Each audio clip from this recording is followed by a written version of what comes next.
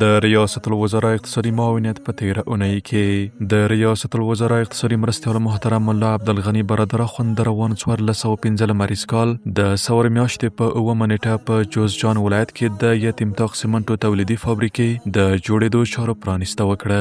محترم صاحب د هېواد د اقتصادي ودې او په تدریجي توګه د تولیدي اقتصاد پر لوري د چټکو ګامونو اخیستو لپاره د کورني صنعت پیاوړي کېدل او له کورنیو تولیداتو ملاتړ مهم وبلل او د دې جدي اړتیا پر حل یې ټینګار وکړ. هغه زیاته کړه د همدې لوی اساسي مسؤلیت د ادا کولو په دوام په جوزجان ولایت کې د دې مهمې فابریکې عملی چارې پیل شوې چې دا به د داخلي صنعت په قوي کولو، پر وارداتو د تکیې کمولو او د هېواد د اقتصادي ودې په برخه کې مهم رول ولوبوي.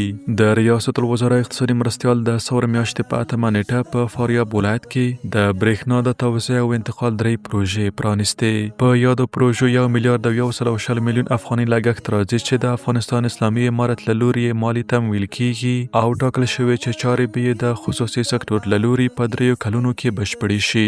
د محترم عبدالغني برادر اخوند په مشرۍ د اقتصادي کمیسیون نوبتي غونډه د ثور میاشتې په 9 نېټه په مرمرینه ماڼۍ کې جوړه شوه.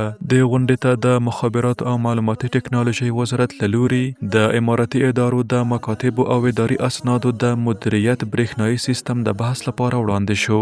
له هر اړخیزې ارزونې وروسته یاد سیستم تایید او دغه وزارت ته په تدریجي ډول د تطبیق لارښوونه وشوه. همدارنګه په دې غونډه کې د 14 هغو عمل منفعه پروژو راپورونه هم تایید او اړوندو ادارو ته د تطبیق لارښوونه وشوه چې مالیه وزارت اقتصادي تحلیل ترسره کړی و. د ریاست الوزراء اقتصادي مرستیال محترم عبدالغني برادر اخوند د ثور میاشتې په 9 نېټه په خپل کاري دفتر کې د افغانستان لپاره د برېټانیا هېواد له ځانګړي استازي سره وکتل.